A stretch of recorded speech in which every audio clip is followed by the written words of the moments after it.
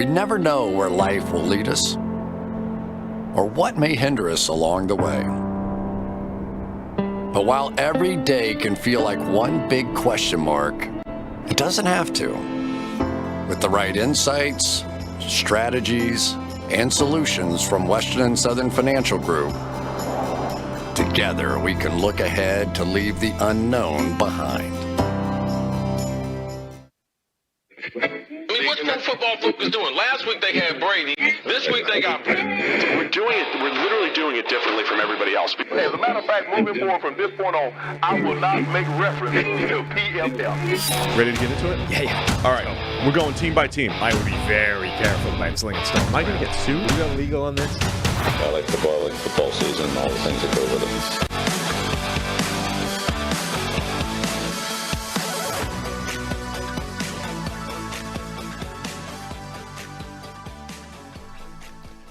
Welcome into the PFF NFL podcast. Steve Palazzolo, Sam Monson. We're live, definitely, on YouTube, breaking down NFC breakout players. We did AFC way back on Monday, and we're going team by team right now, breaking down the breakout players for 2023. How you doing, Sam? Better now the fans working in the room. So hopefully it'll be slightly cooler than it was the last time we did this show. I could see it. It's kind of psychedelic on your screen. I mean, needs must. There's some drawbacks to the record setup here. We already covered the sound on Monday. Hopefully it's as good as I can make it. I'm talking right into the microphone, right into the little sound shield I've got right here. So that's as good as I can make it. I apologize if there are any chimes of notifications. I have killed everything on this computer I can see to kill, but it did, however, chime once last show, and I have no idea why. So these are the risks we need to run to operate this computer. And, of course, the fan must be running. Otherwise, I will expire from the temperature in here. You can't make it another hour, huh? That's all right. No. We appreciate it. And, appreciate our listeners, their patience with maybe our remote setups here during the summer. We're going to go team by team here in the NFC. If you did miss the AFC, go check it out. Breakout players. You wrote an article months ago. We'll highlight that a little bit. But different rules for breakout players. Is it a guy that hasn't done anything yet? Is it a guy that's going to take a step towards superstardom? We'll highlight all of those team by team here in the NFC. But first, as a parent, your top priority is always your children's well-being. You want to give them everything they need to grow and thrive, both now and in the future. And with term life insurance from Fabric by Gerber Life, help protect your family so their future is secure no matter what happens. Fabric was designed by parents for parents to help you get a surprisingly affordable term life insurance policy quickly, often in less than 10 minutes. Life insurance can have a bad rap for being complicated, but Fabric makes it easy to apply with its seamless digital experience. It's all online and on your time. If you need any extra support, you can access a team of licensed agents who can answer questions along the way. So take steps to help protect your family today with Fabric by Gerber Life. Take the 60-second quiz to find out if term life insurance is right for you, and apply today in just 10 minutes at meetfabric.com/PFFNFL. That's meetfabric.com/PFFNFL. MEET fabric.com/PFFNFL. Policies issued by Western Southern Life Insurance Company and distributed by Gerber Life Agency, LLC, using Fabric Technologies, not available in certain states. Prices subject to underwriting and health questions. For more information, visit us at meetfabric.com/PFFNFL. All right, Sam. NFC, we're starting alphabetically here like we did the other day with the Arizona Cardinals. Not a lot of excitement in Arizona for the 2023 season, but do you have a breakout player for them? Yeah, don't love the options for Arizona, in part because you kind of have to rule out most of the offense with Kyler Murray, injured on the shelf for an indeterminate amount of the season so far, but let's assume most of it, given how late he got his injury last season. So defensive side of the ball, there's just not a lot of talent to work with. That's the different problem. I kind of like Zaven Collins as a breakout candidate, though. I didn't necessarily love him as a prospect. He hasn't played lights out, but I've been impressed with his tape every time I watch it. He understands where to go. He understands how to fit the run. He's got the body type that's so rare amongst off-the-ball linebackers today. And I think he could be a good player in a good scheme, and we haven't really seen that for a while in Arizona. So if I had to pick a guy, it would be Zaven Collins. So I was going to actually go with the other first-round linebacker from a few years ago, Isaiah Simmons. Who's now a safety. Who's now a safety. Or a slot corner. Yeah, he's officially a defensive back And last year they made that move, had him play over the slot, had a 67 grade. That was a career high by far. So I think maybe new system, full offseason, really playing that role. Year 4 now for Isaiah Simmons. I get him as a breakout candidate. The other guy that I would highlight is Cameron Thomas on the defensive line, just because there's no one else on the defensive line, and he graded pretty well in not even 300 snaps last year. So the pass rushers right now, Cameron Thomas, Myjai Sanders, BJ Ojolari in the draft, Dennis the Barbarian Gardeck, who really should be, like, why isn't he our breakout player? He's really the breakout player, the Barbarian. What a pleasure it was going to the Bengals preseason game last year against Arizona, where I got to see the Barbarian in person.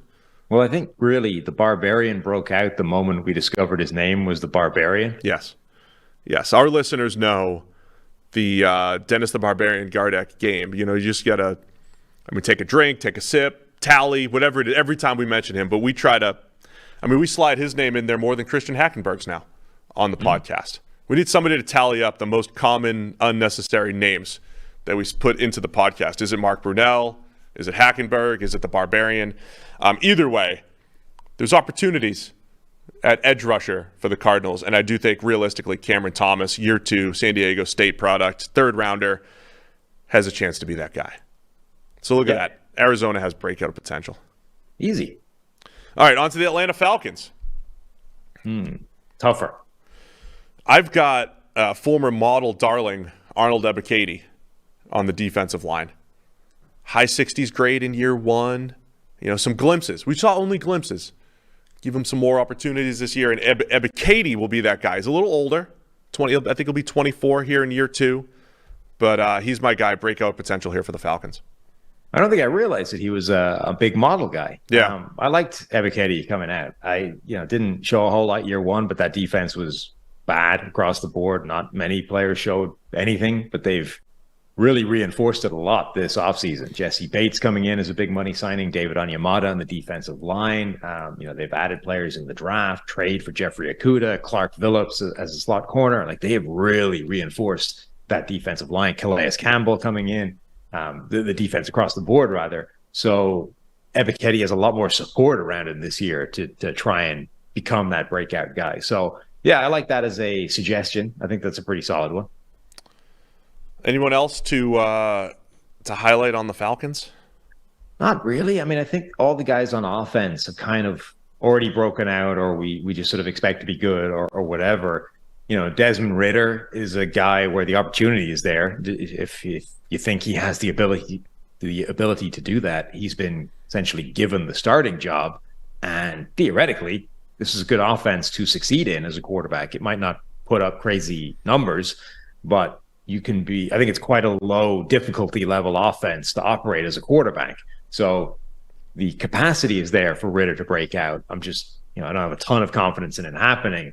And actually, if you were sort of putting probability odds on it, I'm not sure if you would have a higher degree of probability on Taylor Heineke breaking out within this offense than Desmond Ridder, even knowing that Ridder will start the season as the number 1 quarterback. Oh, man, your Taylor Heineke takes all offseason. I don't know if I can handle it. It's going to come up in the season preview show as well, I'm sure. Heineke might be the guy. Give him the keys. All right, staying in the NFC South, we're going team by team for looking for breakout players for 2023. The Carolina Panthers, you have an article way back from January where there's still some truth here, but you're going Ike Ekwonu back then, and I was going to go, he's the starting left tackle, former first rounder. I was going to go Brady Christensen, year 3 guard, guy that I got in our expansion draft, because I'm a big believer in the offensive line year 3 or 4 breakout. So we're both going O-line here for the Carolina Panthers. You have to go Terrace Marshall Jr. because you mentioned him as a potential breakout candidate every time we reference the Panthers receiving core. I might do that. So contractually, it feels like you can't get away with not putting his name out there. All right, let me put Terrace. Yeah, Terrace Marshall Jr. Yeah, my bad. Mm-hmm. Terrace Marshall as well. So yeah, it's a year of all sorts of breakouts in Carolina, is it not? Yeah, I mean, Carolina, I actually think, is a difficult one. So again, you can, if you want to factor in rookies, there are obvious ones in there. My guy, Jonathan Mingo, for example. But before you get to the rookies, I think Carolina is actually not an easy one to come up with breakout names because either the guys have already broken out or, you don't necessarily think they're primed for a massive step forward. Ike Ekwonu, you can argue he's already broken out. I think there's space for him to get a lot better year 2, so I think he qualifies. But that's kind of it. Like you're looking, I've seen a lot of people throw around Frankie Louvu as a name to break out. I think the people that are saying that have sort of missed his career for the last couple of years because I think he's already done that. Like he's played at a really high level for the last couple of years. His playing time has gone up. Like short of becoming, an absolute, like never leaving the field and doing exactly the same thing. I don't see what Frankie Louvu could do additionally to break out beyond what he's already done. And he played, 900 snaps last season. So I think he's already done it. At which point I'm sort of out of players that I think would be real breakout candidates. The other name I wanted to highlight, and again, I use this rule in the AFC show. It's players that either are going to become good for the first time or players that might take a step towards superstardom or stardom. J.C. Horn at corner. Missed some time last year, was very good, 71 grade. But there were times where he was absolutely shut down on the outside for the Panthers. So I think J.C. Horn maybe has his name thrown into that mix as well for a breakout player, just taking a next step and being maybe a top 10 corner this year instead of just a very good one. Yeah, no, I think that makes sense. All right, on to the Chicago Bears. I have a couple different options here. I got a lot of model players in the NFC, I believe, here. They're another Bears team, I think, with an obvious, number one candidate, which is Justin Fields. Like, clearly, he took a big step forward last year in terms of won himself the job again. Like, they dismantled that team around him, and he still played well enough individually to earn the starting job again, by which I mean they traded out of number 1 overall. They didn't pick Bryce Young. They amassed weaponry and draft capital, and they committed to Justin Fields, at least for the short term. Now he needs to take another step forward as a passer this time and show that kind of Jalen Hurts career arc of, grading in the 50s, then the 70s, then the 80s. That's what he needs to do. They've built around him this year in a way they didn't last year. They've added players to the offensive line. DJ Moore comes in as a receiver in that trade to trade out of number 1. So there's some players around Justin Fields this year for the first time. Now let's see the breakout come. If you were mapping out Justin Fields' career, would you rather that it happened the way that we expected it, which was very accurate? He'll make all the throws. He'll take so many negative plays, though, that it might take some time for him to cut down on the sacks and the negatives. But he can throw the ball, and, oh, by the way, he can run a little bit. That's what I think we expected. Versus, oh, my gosh, on the field, sometimes he looks like Lamar Jackson, and he's putting up Lamar Jackson type of production. And we've also seen him execute as a passer. Yeah, it was in college, but boy, he could throw the ball. Like, he's a good thrower of the football, and he's a dynamic runner. Is this actually better for Fields' development that it happened this way? I don't know if it's better for his development, but I think it changes what you think his ceiling might be, or at least changes the type of player you think he can become. Like, if you get the full version of what he's capable of, it's different now. Because, like you said, we knew he was athletic. We knew he was fast. We knew he could make plays on the ground in college. So it's not like that part was a surprise. But how effective and how devastating that could be, I think, was a shock to most people, even people who watched him, a lot in college. And that, to me, changed because at this point, I don't think you should have changed your opinion on what he's capable of doing from a passing standpoint. You might be concerned that he'll ever get there, but we've seen him execute passing to a very high level, accuracy, arm strength, all those kinds of things. So in theory, I think your optimistic view of Justin Fields is still, from a passing standpoint, the potential is still there. And we now have more athletic potential than we thought we had. Whereas if you went the other way around, you would sort of be like, well, we knew this guy was already really good as a passer and he's a good runner, but you've left some meat on the bone in terms of he's not doing what he's doing right now on the ground. Yeah, so I think Fields is the obvious candidate for a breakout year in year 3. The other players I wanted to highlight, Jaquan Brisker had a good rookie season at safety, 67 overall grade. I think he's poised to take a next step there as well. Depending on what you believe about Tevin Jenkins at guard. I still think he might be the best, one of the better tackle options on the Bears, but he played pretty well at right guard. He'll move to the left side, had a good season last year. I think there's even if he just stays consistent, low 80s grade, I think Tevin Jenkins, call him a breakout as one of the better guards in the NFL this year. And then I'll just throw Jack Sanborn's name out there at linebacker. Played okay and played well in the preseason. Yeah, glimpses again in the regular season. There's a lot of youth on Chicago's roster, so there's a lot of this breakout potential, depending on how optimistic you want to be, Sam.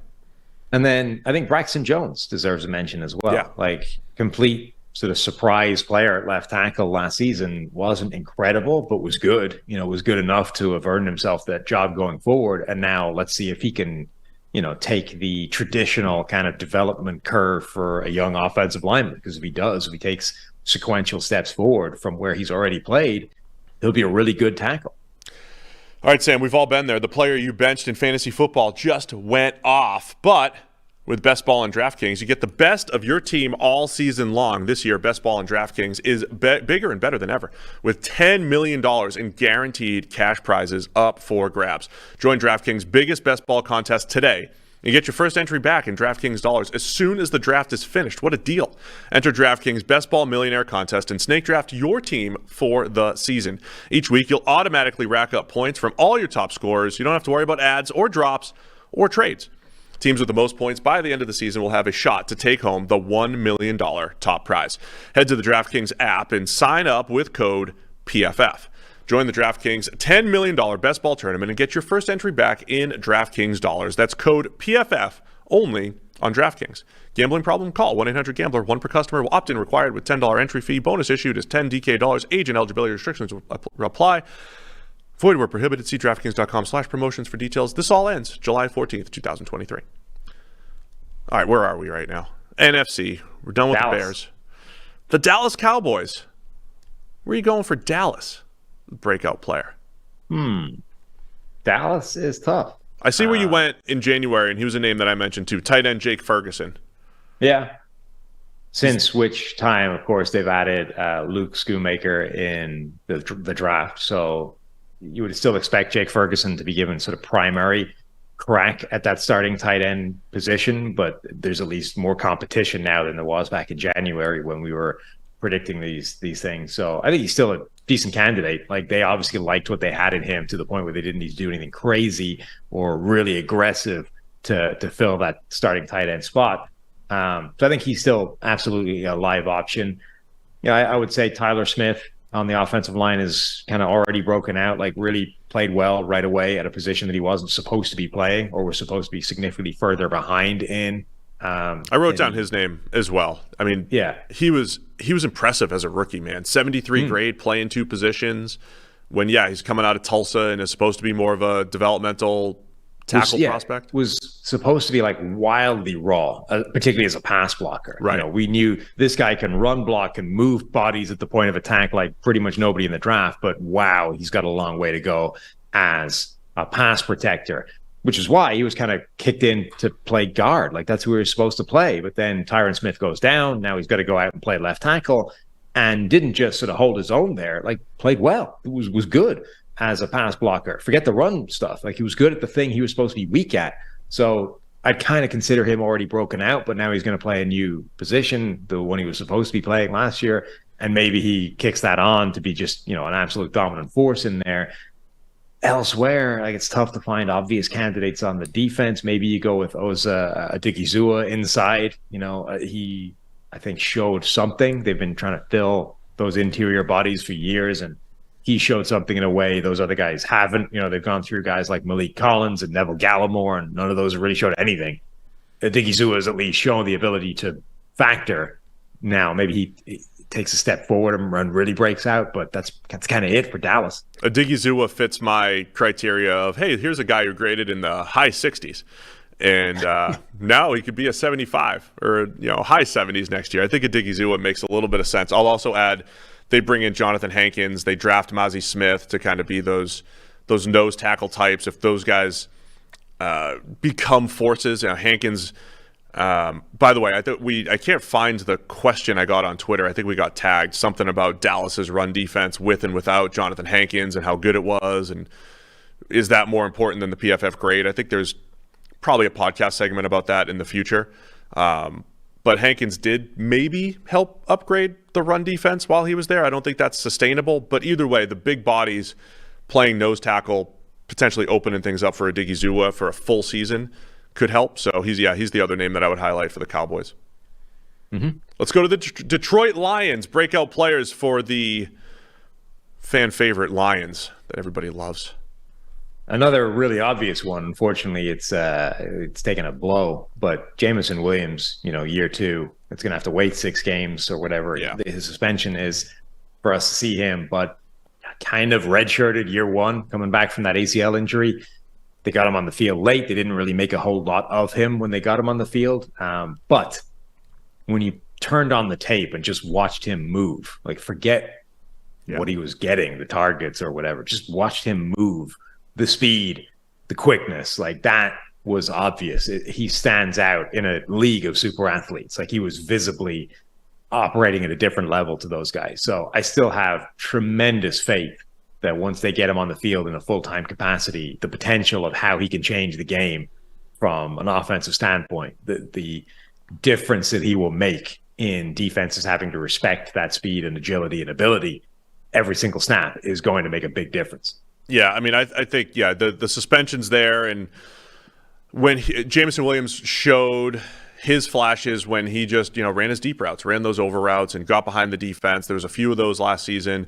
Anything that was a little bit more intricate or underneath or, needed to break off his route at the exact depth and all that stuff, there was some question marks with Jameson Williams, so that'll hurt having that suspension, but even if he just becomes Khalif Raymond plus, becomes that deep threat for the Lions, I think that constitutes a breakout for Jameson Williams. 35, 40 catches, but at 18, 19 a pop.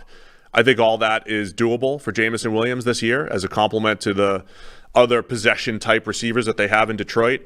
The other name that I wrote down is a high 60s guy, graded in the high 60s, who will break out, of course, Sam, this year. Lim McNeil at defensive tackle. Had a good year, too.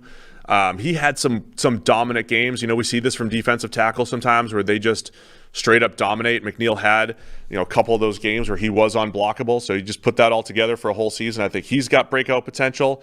And then this one's a little iffy because Aaron Rodgers left the division. But Kirby Joseph, who became Aaron Rodgers' favorite target down the stretch. He was like magnet to the football when Aaron Rodgers was the quarterback for the Packers.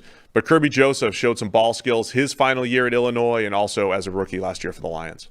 Yeah, I was going to mention Kirby Joseph. I think that's a good call. And then obviously, hopefully, he will get a bigger role this year. But let's see what James Houston can do with an expanded workload. Oh, for sure. His production was crazy in a limited sample size last year. The sacks were obvious, but he was also very productive simply from a sort of grading and per rush basis, demanding that his role gets increased, right? Let's see what he can do with a bigger workload. Is he the next Cameron Wake? The best comp for small sample size dominance at edge that we've seen in the PFF era. Onto the Green Bay Packers. Is it Jordan Love? I mean, he's the obvious candidate, right? Like you give him the starting job. Now go break out. Like be a good quarterback. I mean, he's the first name you got to start with. And then you can also mention guys like Christian Watson. Maybe this is the year that Romeo Doubs actually shows why there was so much hype around him last year. It was a real thing. It was just going to take a little time to translate to the regular season level. I think the Packers actually have a ton of these guys, candidates for this. Zach Tom now going to start at right tackle, presumably after filling in for David Bakhtiari at left tackle and bouncing around the line a little bit.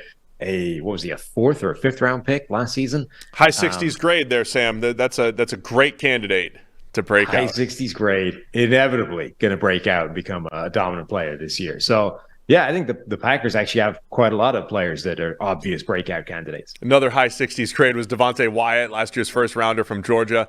I mean, I'm making jokes here, but When you like Zach Tom makes sense. Like when you grade in the 60s as a rookie offensive lineman, there are so many guys that grade in the 40s and 50s. Yeah, that is a great starting point as an offensive lineman. And a guy like Devontae Wyatt as a first rounder just didn't see the field a ton, but they're going to be relying on him a lot more in year 2. So I think all of those guys are good choices. I also wrote down Romeo Doubs, right? In last year's Monday's show, I mentioned now Isaiah Likely as the breakout candidate for Baltimore. He was the training camp and preseason darling.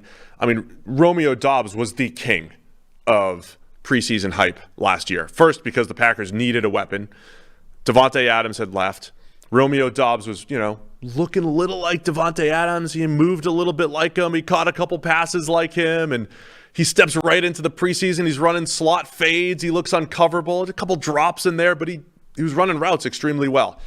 I think sometimes that hype shows up a year later. And so I think Romeo Doubs has a chance to maybe become what it felt like he could become last year during July and August.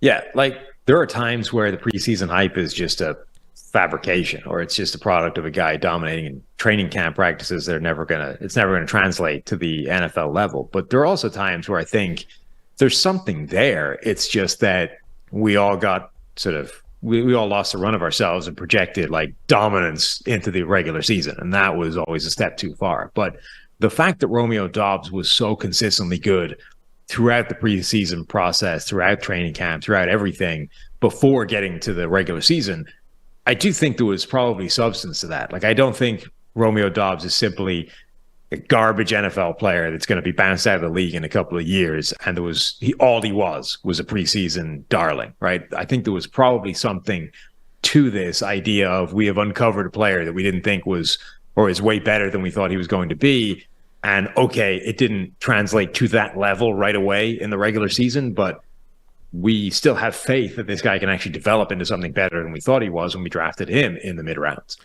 So we joke about preseason hype a lot, but the truth is every good NFL player probably had a good training camp and probably played well enough in the preseason. Like, it's not a complete baseline for future success, but for most guys it is, and it's a starting point. Doesn't mean everybody will succeed, but yeah, I think Doubs has a chance to be that high volume target this year, along with Christian Watson, I think, who already broke out as that legitimate deep threat for the Packers. So all that said, we've mentioned some interesting players for the Packers. Man, it comes down to Jordan Love, though.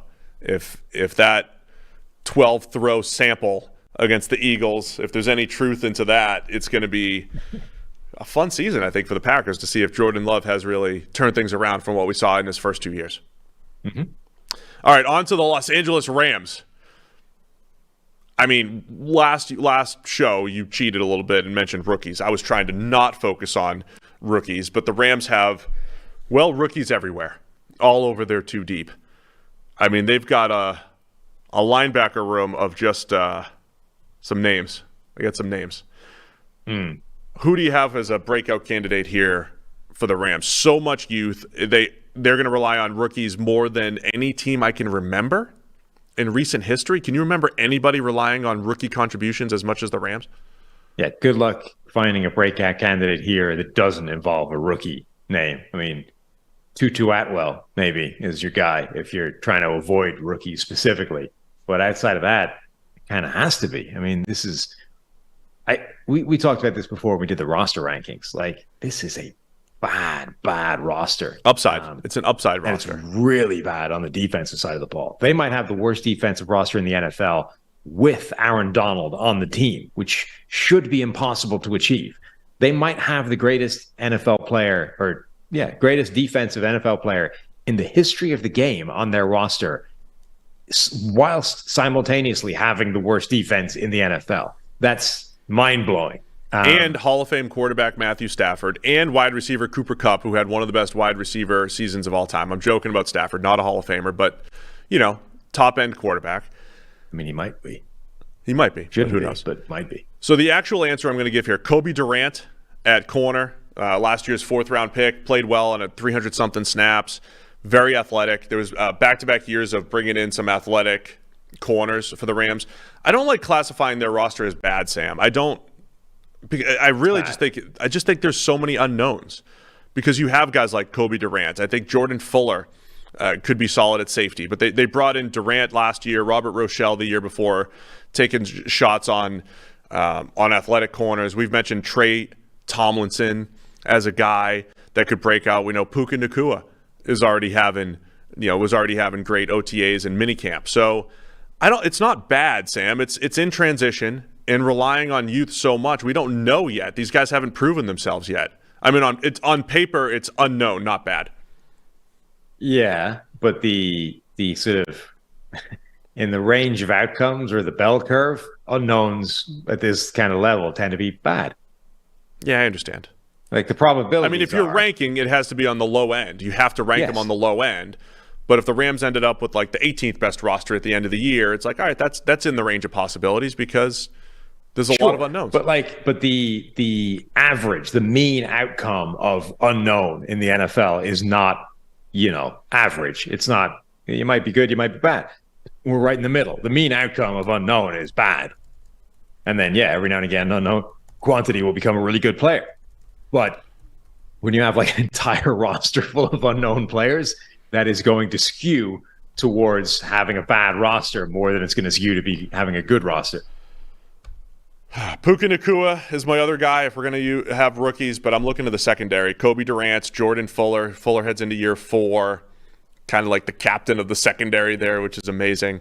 Did you have any other players to highlight for the Rams? No, I mean, I'm into rookies at this point. I can see Trey Tomlinson, surprising, being really good right away, given what he's good at. I could, see a guy. I mean, it would be the rookies, but man, this is a tough ask for the Rams. Did you skip them when you wrote this months ago? Oh, you went Kobe Durant. Okay, good. I see that. Who's next? Minnesota Vikings. Breakout players for the Minnesota Vikings. I hadn't considered doing that before. If we were allowed to just skip teams where it's too hard, I might do that in the future. That would have been hilarious because I was scrolling down and I just didn't see them. I was like, maybe you just straight up skip the Rams. It's too difficult. Can't do it. Yeah. There are no appropriate candidates. Ranking breakout players for 30 NFL teams. I haven't bothered insulting your intelligence to try and create one that we all know is not a realistic probability. We used to, when we tried to do like a secret superstar for every team, like this team doesn't have one. They have real superstars or everyone else is average. That's it. All right, let's go Minnesota Vikings. All right, Vikings. I think the most obvious one, the one that I almost certainly wrote in the article that I can't remember, is Brian Asamoah at linebacker. That is who flashed. Say that again? That is who you wrote, yes. Yeah. Flashed last year, showed he's got some crazy athleticism, some movement skills. The space is opened up for him now with Eric Kendricks moved on. Jordan Hicks is still there. He'll be one of the sort of primary linebackers, but Brian Asamoah has the chance to be the other guy in that sort of 2 linebacker core within that defense. I think he's the most obvious guy, but there's another team that sort of plowed a lot of resources into the defensive side, over the last couple of years. They have quite a lot of young players sort of who would be candidates, guys like Andrew Booth Jr. at corner, Lewis Seen last year, who had that horrible injury really early in the season, basically missed the whole year. We haven't seen essentially anything from him yet. So there's a bunch of guys I think that would be candidates. So that's always one of my favorite storylines is players who just didn't play much as rookies, either because they were blocked or because they got hurt or whatever it is. So the players you mentioned, I was going to mention Lewis Seen as my guy to break out. You mentioned Andrew Booth and then Brian Asamoah. Those are the first 3 draft picks in Kwesi's tenure, or is it 3 out of 4? Ed Ingram was the 3rd pick, and then Asamoah was the 4th. Is that right? If I'm getting the order right. But the 3 first defensive players in for Kwesi as GM. And remember at the time we were like, man, he's focused on the back 7. He's focused on improving the coverage unit. A rangy safety like Lewis Seen, an athletic corner like Andrew Booth, an athletic safety like Asamoah.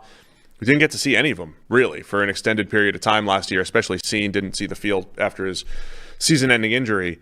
Those are the guys. I mean, those are the guys to highlight, not only that can break out, but will also determine how good was Kwesi's first draft when he when he isolated these players. The one I like the most is Seen, because I just think he was a very good safety at Georgia. We'll see what type of role he plays. Cameron Bynum is still there. Harrison Smith is still there. but I like seeing a lot as a player. Flies around the field, and he would be my choice. But they need Andrew Booth, who has man coverage type of skills at corner, and Asamoah, as you mentioned, the path is there for him to take over. So it's kind of like what I'm saying with the Rams too. These are unknowns. Like, it's easy on paper to say, like, I don't know anything about these guys, but I don't think it's bad for a franchise to what the Rams have done is redshirt guys, and they don't see the field, and then year 2 or 3 they become contributors. I think all that's fine. It doesn't always work, but I think that's okay as a strategy. I'm getting some of those vibes from the Vikings, where their 2022 NFL draft, this is basically their rookie season, and time for those guys to step up. Yeah, like Lewis Seen, I loved him coming out. His problem in terms of being the guy we're talking about is they still, like, if the Vikings still actually have quite a lot of strength at safety, which is maybe the only spot that they have strength in. Bynum, you mentioned Harrison Smith, Josh Metellus played last year and played pretty well. Like, Lewis Seen simply cracking the lineup is an achievement at this point, let alone breaking out and being a really good player once doing it. Andrew Booth, it's worth pointing out that, with the new defensive system, Brian Flores, I think he actually suits this system better than he suited the last one. So that might help him break forward. One thing, so unknown is not necessarily bad, but so the Bengals, Dax Hill, right? It's an unknown right now. Barely played year 1, and they're projecting him into this role year 2. And we're saying, well, that's encouraging. Let's give him he'll break out. But you don't want a whole team of those guys. Like, if you want one guy to step in seamlessly and, your unknown player to keep the thing on the tracks and keep going, that's fine. When you're like, all right, we've got Aaron Donald, and then the rest of the defense needs to be new and take a step forward together. Go. That's a bigger problem. And the Vikings, right? You're looking at this thing, and you're like, okay, we now need Lewis Seen, Andrew Booth, Brian Asamoah. We're going to need Marcus Davenport to step into a role he's never had, double his production, double his playing time over the season. All these things, and they all need to happen together, and they're all unknown. Like, that's not encouraging. It's fun. It's fun, though. Fun. It's fun to watch. But it's just like, I hear the you. chance, like, if Daxton Hill is a 50-50 proposition and you end up, with the crappy end of the 50-50, it's not a disaster, right? It was one thing that hasn't worked out. If, let's say, the most optimistic outcome for these is they're all 50-50, and then you hit 50-50, that's bad. Like, the team is going to stink if only 50% of those unknown things works in your favor.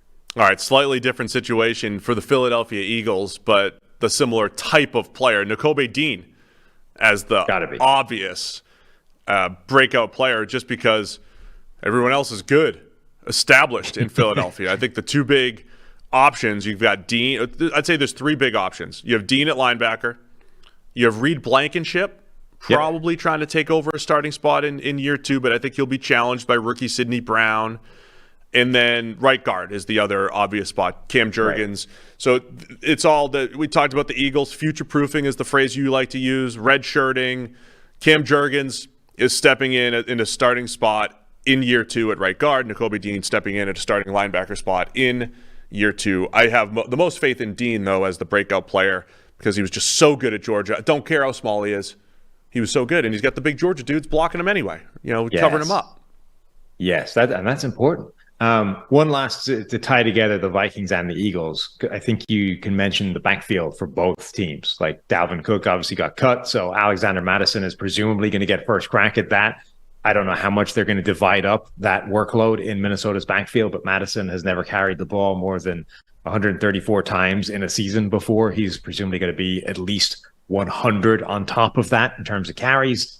Madison's good, but has not been heading in the right direction recently in terms of rushing success and general production. He's been significantly worse than Dalvin Cook. And if it isn't Alexander Mattison, or if he gets surpassed by somebody on that depth chart, they've got other options there. And then Philadelphia, obviously they moved on from Miles Sanders in the offseason.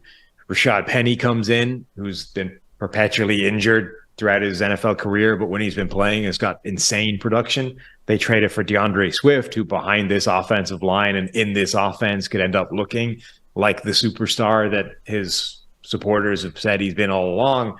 And then obviously Kenneth Gainwell and Boston Scott have already been there and could be productive players. So somebody out of that backfield is going to emerge as like the number one option.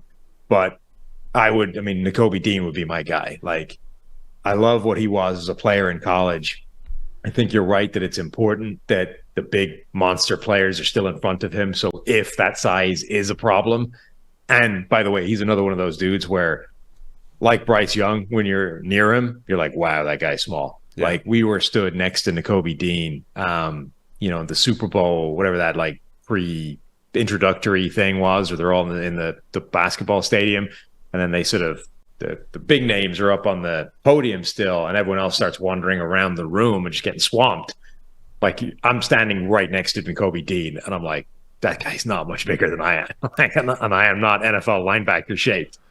That was one of the stories of this year's draft. But if you go back 2 years, there are a lot of smaller players trying to break some norms, right? And Dean's got that opportunity at linebacker this year. But I think he's very good and has an opportunity to do it well for the Eagles.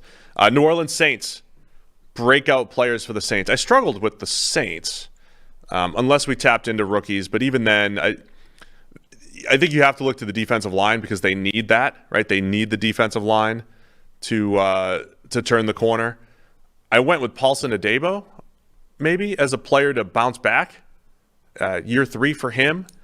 Anyone else do you want to highlight maybe for the Saints? I went with Adebo and then Peyton Turner, the former first-round pick, who I thought down the stretch finally started to show something. First of all, I like the way you just skated right over the fact that we missed them out alphabetically. What did we do? We went Minnesota, then Philadelphia, and then back to New Orleans. I don't know what I did. I really screwed up. And I don't see a spreadsheet explanation for that one. Oh, I have no explanation. I missed the Giants too. I screwed something up. I went to the wrong. I got a screwed up spreadsheet that I'm working off of. Yeah. It should have been Vikings, Saints, Giants, and the Eagles were just way out. I'm sorry. I just apologize. It's all right. Save your emails. I screwed up. There's no explanation. It's a growth opportunity. We're going to go Saints. Failure. See it as a way of improving. We're going to go New Orleans Saints, New York Giants next. Okay. And then when we get to the Eagles, just in case, we'll say, hey, we already did the Eagles. Yeah. I think defensive line is a good spot to focus on simply because there's a ton of opportunity this year. Carl Granderson, I think, has a shot to really break out. I think he's played well already. And as much as they drafted Isaiah Foskey and Peyton Turner was the top pick, I think Granderson has kind of earned the capacity to be that number one guy there and show that he can be that dude. So I'm excited by that. I'm fascinated by that wide receiver core now. Any of them could break out, really. Like, Chris Olave probably already has, but in a similar conversation to Garrett Wilson, you could say, like, Olave could take this thing to the next level. Be a star. Albeit Derek Carr is his quarterback. It's a little less encouraging than Aaron Rodgers, but whatever. No, it's not. But it's not, though. It is. But it's not, because you don't need a great quarterback to, like, be a star receiver and to put up big numbers. I guess you said then Aaron Rodgers, but, like, Derek Carr is perfectly capable of having a star receiver. I'm just saying, you have less confidence in that happening with Derek Carr than you do with Aaron Rodgers as your quarterback. I mean, Jameis Winston can have star receiver, because it's about volume and opportunity more than anything.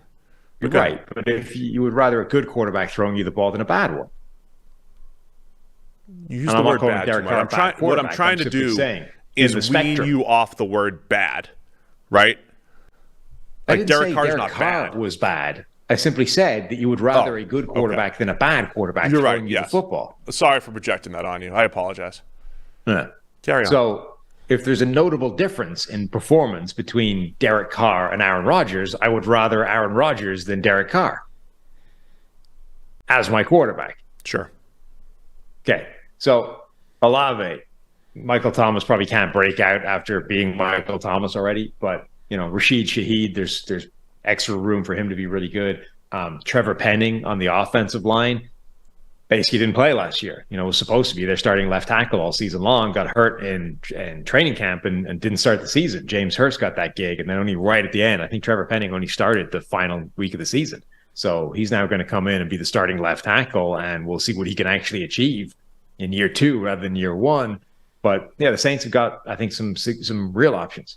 Yeah, Penning had some issues in pass protection, both in the limited preseason time and limited regular season time, but outstanding from a run block perspective in both preseason and on 91 run block snaps in the regular season. I think Trevor Penning absolutely is a candidate. So yeah, there are some players there for the Saints. The defensive line's intriguing though, because I think a lot of the Saints' success will be some of those young players, taking over for the production that Cameron Jordan has lost, the production that Marcus Davenport takes with him, and Shai Tuttle and some of the other turnover that they've had there the last couple of years.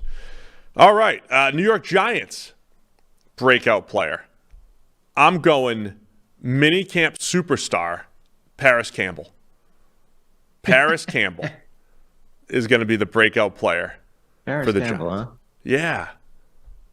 I'm Okay. buying into it. So Paris Campbell was a guy that I thought last year finally showed a little bit for the Colts, right? You started to see him make some plays in space, but the Colts' offense was such a mess. You weren't seeing it often enough, so we saw glimpses. I use the word flashes a lot. I'm changing to glimpses lately. I need a third word to add to the rotation. Glimpses of really good play from Paris Campbell. And then in minicamp, no Wan'Dale Robinson there, but Paris Campbell was taking all the gimmick plays and all that stuff, so he's dominating in minicamp, and it's like, maybe Wan'Dale's going to be the guy that does this going forward. But I thought Campbell, you see this every now and again, a year 4 or 5 wide receiver breakout where it's like, all right, this guy's good all of a sudden. Like if Laviska Shenault all of a sudden became more consistent or good, or Paris Campbell all of a sudden became more consistent in good, would you be all that surprised? I don't know. I'm going to go Paris Campbell here for the Giants. I think the opportunity is there for him. Okay. I'm not going to lie. I'd be pretty surprised by that. I'm buying it. So much of it is about priors, though, right? It's about whether or not you like the guy as a draft prospect. I didn't love Paris Campbell, so I'm not buying into basically any optimistic projection of Paris Campbell at any point until he shows, something else. So their obvious candidate, and I'm not sure how confident I am with this, is Evan Neal at right tackle. I think the fact that Andrew Thomas did it at left tackle for the Giants, I think it sort of artificially encourages people that Evan Neal is going to follow the same track, They're like, hey, Andrew Thomas was garbage year 1 and then year 2 and year 3. Like, look at this. This is how it works. So everyone's like, well, Evan Neal stank year 1. So year 2 and year 3, we're going to get way better, right? But I don't know that that's actually true. Like, for a start, Thomas had that very real excuse of like they rebuilt his pass sets during the season effectively, like right away. They came in, they said, look, it's not going to work the way you're doing it. We're going to need you to do it this way. There's going to be some growing pains while this happens. We're just going to suck it up. And then at the end of it, it'll all be worth it, right? So Andrew Thomas had that to work through, and that absolutely affected his ability right away. Evan Neal didn't. Now, you can make the argument that Evan Neal had to play right tackle year 1. And he was in left tackle his final season in Alabama, and maybe that was a problem for him, blah, blah, blah. But a lot of tackles have to do that, and it doesn't necessarily mean they play like garbage right away. And B, he had played right tackle at Alabama before, so it's not like we were taking a career left tackle and asking him to do something that he'd never done before. We were simply putting him back at a position where he already played. So, you can definitely construct an argument that says, look, tackles generally don't play that great right out of the box, and he was playing a position that was different to the one he played before. Year 2 is the time we're going to see a big step forward in Evan Neal, and the athletic ability and the size and the ability, the talent is there. You can also look at it and say, there was no reason for him to be playing as badly as he was last season, and it was particularly concerning the manner in which he was losing a lot of the time, which is being in position, actually making the block, and then a dude just like ragdolling him to the side and shedding the block like he wasn't even there. And you're like, well, how often does that get a lot better year 1 to year 2? So he's an obvious breakout candidate. I just don't know how confident I am that it's going to happen. If he does take a step forward this year, I'll probably list him next year because year 3 or 4 is more likely from an offensive line perspective. But he's got to take a big jump this year, grading in the low 40s. Haven't seen a bunch of that from full-time starting offensive tackles, particularly first-rounders. We've seen it from guys that were kind of thrust into the starting role and maybe shouldn't have been there, but As a first rounder, it was a pretty disappointing rookie season for Evan Neal. On the other hand, Kayvon Thibodeau, I'll throw his name out there as well. If we're going to do this, hey, guys that could take a big step forward to become a star, Thibodeau, 72.5 grade, but down the stretch, some monster games, both as a pass rusher, from a run defense standpoint. I think Thibodeau has a chance to be, one of those, probably, I don't even know, top 10. I don't have the top 10 edges off the top of my head, but top 10 to 15 edge defender this year. If he took that step, wouldn't be surprised. The takes on Kayvon Thibodeau are like all over the map after his first year. Like, there's a lot of people that sort of look at the sack total or look at, whatever, and just say he wasn't good at all. He's not going to be the guy, blah, blah. And then there are other people that are like, he was by far the best rookie pass rusher, and I think either extreme is silly. Of course. There's no way he was better than Aiden Hutchinson was over the totality of the season, I don't think. And there's also no way he was sort of as bad as 4 sacks, right? He was somewhere in the middle. So he absolutely showed certain plays where he was really impressive. And also, by the way, showed sort of areas that were criticisms of him as a draft prospect, like showed that those weren't a problem. So a load of people were like telling you he took plays off, he, gave up a lot of time in college. And then maybe his signature play last season as a rookie was him chasing down, was it a running back or a wide receiver, like a guy that was making a big play down the sideline, and Thibodeau ends up outrunning like his own defensive backs to chase this guy down and make a play 40, 50 yards downfield. Like, it's the antithesis of taking plays off or being lazy or, not giving it 100%. So absolutely think he's a live candidate for a big step forward in a breakout. I thought the takes would be super positive just because one of his best games, I think, was at Sunday Night Football against the Commanders, where he just did everything, run, pass rush. He's just making ridiculous plays, dominant. But yeah, I think Thibodeau has star potential for next season. San Francisco 49ers. I highlighted some players that you like. Good. Drake Jackson. Good start. Yeah. Drake Jackson, Danny Gray. Yes. I don't know Danny Gray's opportunities, what they're going to look like at receiver, but as a potential downfield threat for the Niners, and then Drake Jackson will have opportunities. They need him rushing off the edge, and I think he's got breakout potential as just a pass rush specialist more for the Niners. Yeah, Drake Jackson's definitely a good one. Nick Bosa is obviously there. Eric Armstead, Javon Hargrave was the big move this offseason. They brought in Cleveland Ferrell, who is he's in that world right now where he's a better player than the perception, because the perception is tainted by what a disappointment he's been relative to his draft position. He's a little bit like Robert Ayers is always my comparison for that guy, the former first round pick who does not live up to that billing and is therefore permanently seen as a disappointing player.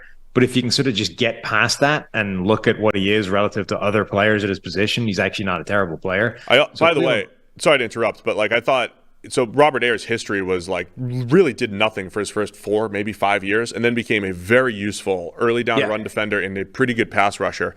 I don't remember my Cleveland Ferrell takes at the time, but Robert Ayers probably crossed my mind at one point looking at Ferrell, and if he became a more useful player, in year 5 and became like a good productive rotational defensive end, I wouldn't be that surprised. And I actually thought about putting him on this list as a potential breakout player for the Niners.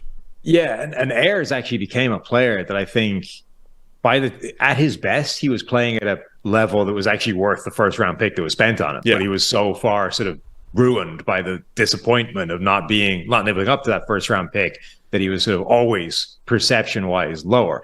Ferrell, I don't think is playing at the level that Ayers got to, but I think is a good example of the same thing, which is the 49ers have no interest in where he was drafted, really, right? It doesn't bother them that he was a really high draft pick that didn't live up to it. All they're looking at is, this is a guy that costs us almost nothing. How good is he? And he's actually, I think, a really useful part of this rotation. But my point being, overall, they don't need him to be like, he's a decent run defender. He's okay as a general rotational body, but he's not going to stop Drake Jackson being on the field as a situational rusher if Jackson shows anything this year. So definite path to playing time, definite path to being a breakout player for him. Love your optimism on Danny Gray. I struggle to see how it happens simply through playing time and opportunity, but love that dude coming out, love this offense, love the combination, just don't see the pathway for it. Yeah, it would be some sort of injury. You have Brandon Ayuk or a trade of a Brandon Ayuk or whatever it might be, the thing that we keep not foreshadowing, but thinking, hey, if teams are desperate around the league for wide receiver help, is Brandon Ayuk the next guy that's available with like a T. Higgins? Right. But you have Brandon Ayuk, Deebo Samuel, Juwan Jennings ahead of Danny Gray, rookie Ronnie Bell, all competing for time. But I like Gray as a player and, somebody to highlight because I don't see a ton of other options here for the Niners. Anyone else that you would highlight besides Oren Burks, of course? Of course. What about a Trey Lance breakout? Oh yeah, I guess you could have Trey Lance or Sam Darnold breakout. All right, let's do it. I want you on the record for the Sam Darnold breakout. I mean, look, if you were putting probabilities and likelihoods on things happening, if you were told that Sam Darnold finished the 2023 NFL season as a Pro Bowl player, what percentage would you put on that right now? That he's going to be a Pro Bowl player? Yeah. If I told you, right, put a percentage chance of these things happening over the next 6 months. 25? 1.5, I said, but I'll say 1%. Okay. 1%. I think that's higher than single digits percentage. I just don't think he plays over Brock Purdy or Trey Lance. I don't think he plays over Brock Purdy when they're healthy, but I don't know if that's going to be the case for Brock Purdy.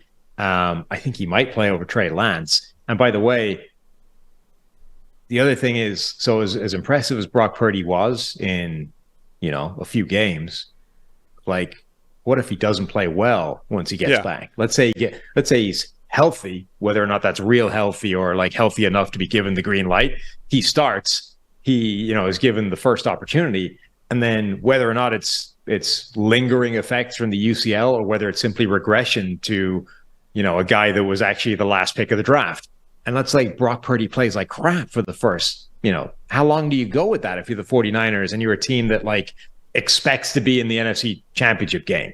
How long can you actually afford one of your three quarterbacks, doesn't even matter which one, playing like garbage to start the season? Didn't we already do a show on not doing this? We already highlighted, don't buy into the Sam Darnold hype. Oh, no. You see, there's a difference between buying into the hype and saying that there's absolutely the possibility that Kyle Shanahan can turn Sam Darnold into a Pro Bowler. Yeah, I mean, for Darnold's career progression, it was leave New York and the shackles of Adam Gase as your head coach and, offensive mastermind. And it's like, all right, well, Carolina unlocked him because, they were 3-0 with him at one point in 2021 and he was playing well and that all fell apart. And then last year it was like, hey, I bought in a little bit last year just because he physically looked a little bit better, Darnold. He physically looked like he threw. So, yeah, I mean, I could see Sam Darnold having success with the Niners because he went from lose Adam Gase to at least the Panthers don't have the best team, but they don't have Gase. And now he gets to have Kyle Shanahan. Yeah, I guess it's all possible. Darnold had more good games than bad games last year. We'll say that. The problem was the last game was an absolute train wreck against the Saints. So you're already buying it. Yeah, I'll do it. I don't need to sell you on this. You want to go there. I'm easily swayed. Oren Burks coming off a career year with a 78 grade on 160 snaps as well. My first love, PFF college. All right, we mentioned a lot of players for the Niners. One of them will break out. Seattle Seahawks. I'm going to say a couple of last year's draft picks that didn't necessarily break out in their loaded draft class. Boye Mafe and at edge, and then Kobe Bryant at slot corner. So their loaded draft class from last year where they found 2 starting tackles and Tariq Woolen at corner and Ken Walker at running back. Maybe it's going to be even better once a couple of last year's draft picks take a big step in year 2.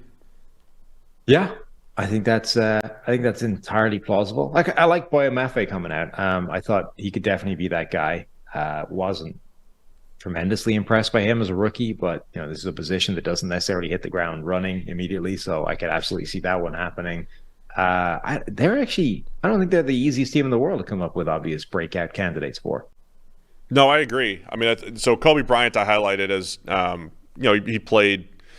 he did have a lot of time last year, graded in the 50s, but you kind of liked him coming out of Cincinnati. So he's got an opportunity. He'll have chances, even though they loaded up on all these second-round edge rushers over the last couple of years. They'll all just be battling for playing time. Mafe and then Derek Hall, who they just drafted, Uchenna Nwosu, Darrell Taylor. But, Mafe was really good in the preseason. You saw the burst and what he's capable of. Could this be where Devin Bush finally figures it out as a year 5? Was it year 5 breakout for Devin Bush in a new system? Pete Carroll getting the most out of former first rounder, former top 10 pick Devin Bush.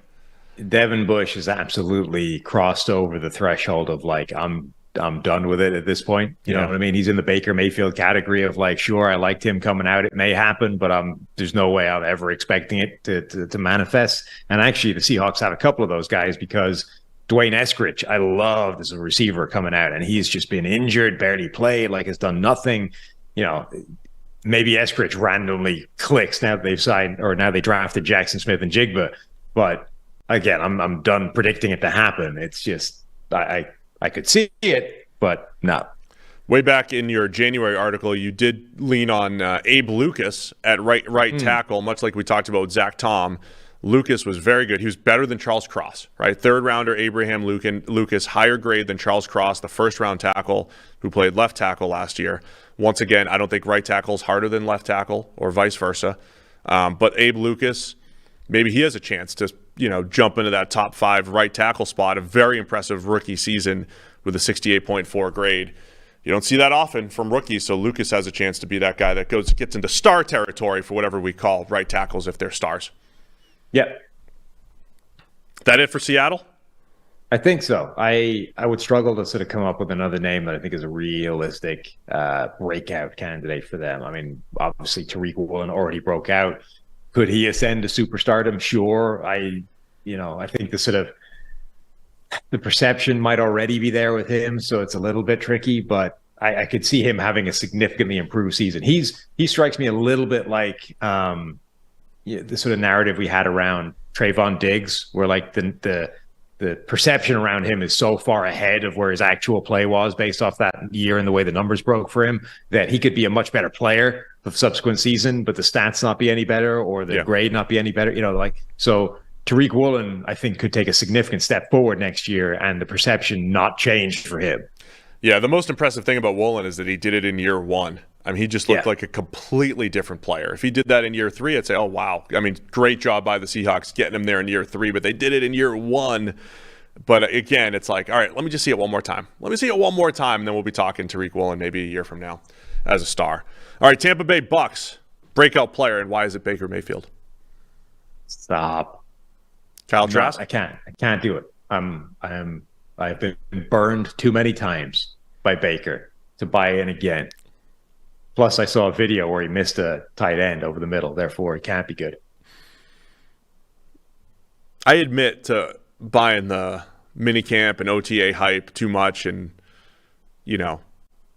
grasping it and reciting it and just buying in too much.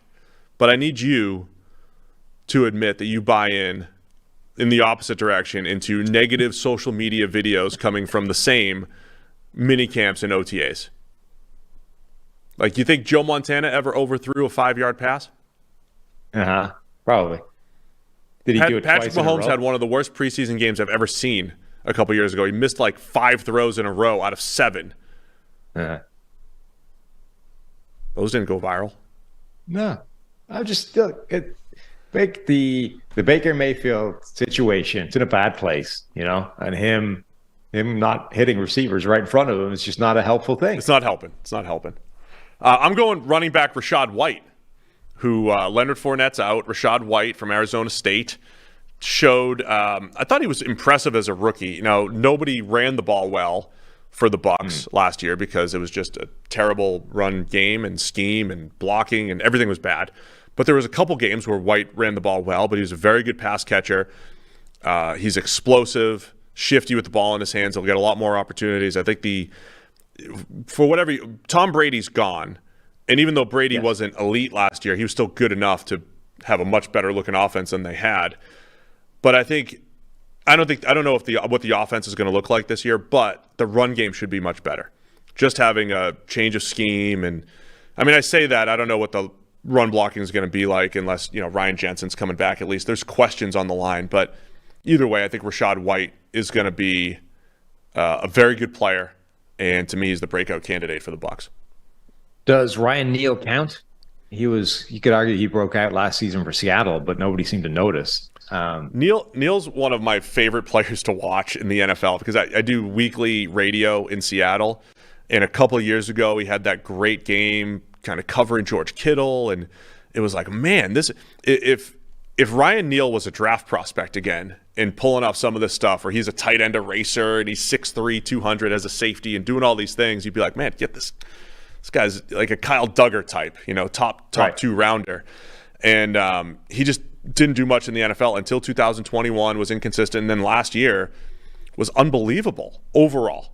And then got hurt down the stretch. So, yeah, they pick up Ryan Neal as a great option just to see, hey, can he keep 82 grade? Can he keep that going? Safeties, it's really tough to keep that level of consistency. But Neal, I think he already kind of broke out, but he absolutely counts in this case because I think if he maintains this level, the Bucs may have stolen one of the better safeties in the league the way he played last year. Yeah, played over 700 snaps, and it got better as the year went on. Like the first couple of games were rough enough, and then he went on this really good stretch of kind of elite play, and it was sort of like nobody noticed. Like the Seahawks didn't have any real interest, seemingly, in bringing him back. They've obviously got some more investment in players in that position. Quandre Diggs, Jamal Adams, but they then signed friend of the show, Julian Love, rather than prioritize a guy like Neal instead. And then Tampa Bay picks him up for pennies on the dollar for a fraction of that. And he'll be like, he should start for them and be, next to Antoine Winfield Jr. That could easily be a really, really good safety pairing for them. All right, so there we go. We have some options for the Bucs for breakout players. Let's wrap it up now. Washington Commanders, breakout players in Washington. Is it Sam Howell? If Jordan Love is the breakout player for the Green Bay Packers, then Sam Howell has to be for the Washington Commanders. And again, it makes some sense. Like he's an interesting story because I forget where I was, a radio hit the other day where we talked this out. But when Ron Rivera was on the podcast, he made the point to us, like we were sort of questioning, hey, is the Sam Howell thing for real? And he asked us, like, where was he in your prospect rankings a year ago? And you're like, well, he was our number 1 quarterback. Now, okay, it turns out it was a really bad quarterback class, so I'm not sure what good being number 1 in that class is, but it's a fair point that if you rewind a year before he went in the 5th round, not only was he supposed to be the top quarterback available, but he was like popping up in number 1 overall mock drafts, the year 2 early mock drafts, like consistently. And it's not like he played badly in his final year of college. Like sometimes that can happen and a guy plays like garbage and it's like, all right, fine, we'll drop him. But like he played well in a different offense with a different group of playmakers and a whole different sort of setup and dynamic. If anything, that should have enhanced his draft capital or his draft stock rather than harmed it. And then he ends up sliding to the 5th round. And at the point where that happens, like regardless of what you do, you're immediately you have no shot, right? Because there's no investment in you. There's no motivation for a team to give you any kind of playing time or opportunity to win any, even reps in, preseason training camp, blah, blah, blah. But there was enough of an opportunity for him with Heineke doing what he did that, all right, let's see what Sam Howell has. And in the last game of the season, he showed enough that's like, let's roll the dice. Let's see what he can be. So it's a sort of fascinating case study that doesn't roll around that often of a quarterback that at one point was seen as an elite prospect, then slipped to the 5th round, and is then somehow lucked into the opportunities that 5th rounders typically don't get. And now we're going to see where he is in the NFL. Yeah, just to rewind too into the college career, part of the reason why he slipped is he was one of the better true freshman quarterbacks we've seen. 82 grade in 2019 was fantastic that year and looked like a future first rounder. And then next year, 90-plus grade, 90-plus passing grade. But when he lost most of his targets, the passing grade dropped in 2021. And you mentioned it was a new offense and the whole thing. But it was how he did it. All of a sudden, he jumps up with a 90-plus rushing grade, looking like a fullback, looking like Tebow, that he never showed that as a freshman or a sophomore. And that became like his game in 2021. So part of it should have been like, hey, that's impressive. He found a way to win or produce in a different way. But other people viewed it as, man, the passing game was poor. He did have some poor games as a passer, accuracy, pocket presence-wise. So it wasn't like Sam Howell just got screwed. I mean, there were question marks to his game as a junior to the point where people said, man, you should have taken that NIL money and gone back. And but now, look he's the starter for the Commanders, and it wouldn't surprise if he's a pretty good player. But I sort of feel like the questions were overblown a bit, or at least sort of seen in the light of what he did the year before as overly negative, right? Like the year before, he passed for 10.2 yards per attempt, had a 9% big-time throw rate, which is like off the charts stupid, and 2.2% turnover-worthy play rate, which is 0.2% higher than Bryce Young over the last 2 years. So insane stats, right? And then De'Ami Brown goes to the NFL. Like he loses important pieces of that offense. So the next year, his production drops. But it only dropped to 8.7 yards per attempt, which is still really good. His big-time throw rate went to 6%, which is still really good. And his turnover-worthy play rate didn't change at all. It was 2.2%, which is still really good. So was it worse than it was the year before? Yes. And it was notably worse, like significantly so. But A, he offset it with the running ability that we didn't even know was there. And B, it wasn't like it was bad. Were there bad games in there? Yes, absolutely. Like the Miami game was bad. But I think in totality that season should not have had the kind of negative impact that it had on his standing. How confident are you that this is a breakout year for Sam Howell? Vaguely confident. I think he might be okay. Yeah. I'm intrigued by just seeing him, by seeing Jordan Love, by seeing guys that are going to be given opportunities here, not in their first season. So who are our quarterbacks? So there's whatever comes out of the 49ers thing. There's Sam Howell. There's Jordan Love. Who else are we getting for like real first year sort of? Desmond Ridder. Yeah, Ridder. And Kenny Pickett, I think we saw enough of last year that it's not. Right. It's a pivotal year for him though, because there were important years for other guys, but we've sort of seen more of them. Like guys that are sort of realistically getting their first shot at this. Other than rookies, that might be it. As I'm glancing around the league, I think that might be it. Colt McCoy. I would say that I am less confident that Sam Howell has a really good year than I am of Jordan Love, but more confident than Desmond Ridder. That's fair. I'm surprised you're that in on Jordan Love. I mean, I'm not. I don't think the number's not like 60% for any of them, but that would be my order, I think, if I was ranking them in most likely to have a good year. No, I think that's all fair. Yeah, so I'm intrigued by it. The other names, his former college teammate, De'Ami Brown, just because of the connection, and De'Ami Brown as a deep threat potentially as a breakout candidate, and then Jamin Davis, former first-rounder at linebacker, improved a little bit last year. Do we see that step forward like we saw a little bit from Patrick Queen in Baltimore last year? I just wanted to highlight those other names as well to go with Sam Howell. What do you think,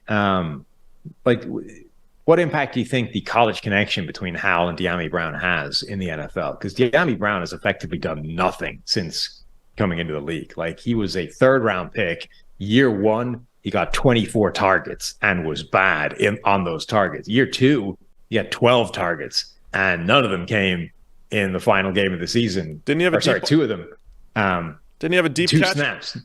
Huh? Didn't he have a deep catch somewhere? He had a deep catch somewhere. There we go. Was it in the preseason? No, he had a good game against Tennessee where he caught two passes for 105 yards. That's what it was. See? But none of those catches or targets came in the final game with Sam Howell. My question is, does he immediately get catapulted forwards because we're like, oh, Sam Howell and De'Ami Brown in college was insane. No, I'm viewing it as that wide receiver 4 deep threat guy, that Khalif Raymond role, that Rashid Shaheed role, Deontay Hardy. You've got Terry McLaurin, you have Jahan Dotson, you have Curtis Samuel, but De'Ami Brown as a deep threat that Sam Howell is going to chuck it up to a couple times. Not necessarily because it's the college connection, but because we saw De'Ami Brown do it at least in one game, and I think that's his skill set. So yeah, if he becomes that wide receiver 4 deep threat, that's where I'm throwing his name out there for. I'm curious if anybody's ever done work on this, of whether like a quarterback to wide receiver connection that was dominant in college is worth reconnecting in the NFL, independent of how good that player is. So like Joe Burrow to Jamar Chase doesn't really work because like all evidence is that Jamar Chase is one of the best receivers at any level of the game anywhere, right? So whether or not he was reconnected with Joe Burrow, it was probably going to be really good for him. Now, does it help Joe Burrow? Absolutely. But maybe it does nothing for Jamar Chase. But I'm curious, like for a receiver that's already sort of shown that he's not elite at the NFL level, what happens if you add the guy that was his college quarterback where they had an amazing connection? Like, does that actually act as a catalyst for him improving? Or is it just he's limited by his own ability and nothing else? It's probably completely overblown, is the truth. Like Andrew Luck to Kobe Fleener, Stanford to the Colts. Fleener. I can't think of, let us know. Who are some other college connections? Because the question's good, right? Because people are going to be like, well, Tua and Jalen Waddle, but that's not the point. It's not about the best receivers or, Devontae Smith and Jalen Hurts. It's not about the better receivers. It's about a third rounder or whatever, like a De'Ami Brown, does all of a sudden have having Sam Howell help him. Right. Like it's a hell of a deep cut, but the Kobe Fleener is actually a great argument because the hype around Fleener when he got drafted because he was going to be Andrew Luck's tight end was off the freaking charts. Like Andrew Luck's the best prospect since Peyton Manning or John Elway, and his tight end has come. Like that guy's number is going to be insane. And then like he had 2 half good years and then disappeared out of the league pretty quickly. Yeah. Anyway, we hit on every team.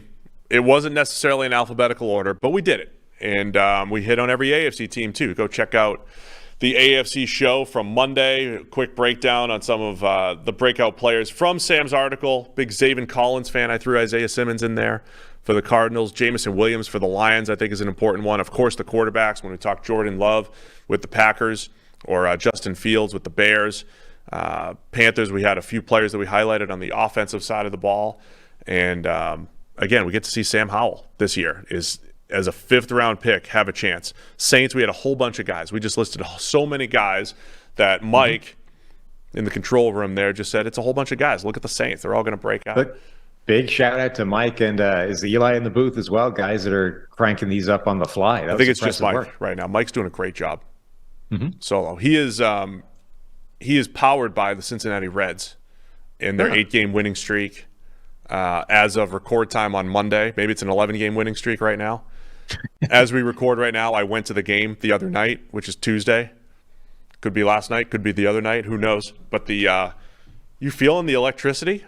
I know you're in Florida, but Cincinnati's bumping right now for the Reds. Ellie? There was a different kind of electricity yesterday, like arcing from the sky. Oh, really? Yeah, be careful over there. Yeah. Don't get hit. Anyway, thanks to everybody for tuning in. We appreciate everybody joining the PFF NFL podcast. Hit that thumbs up on your way out. And we'll see you again next time, because I don't know when this aired, but next time with more PFF NFL podcast.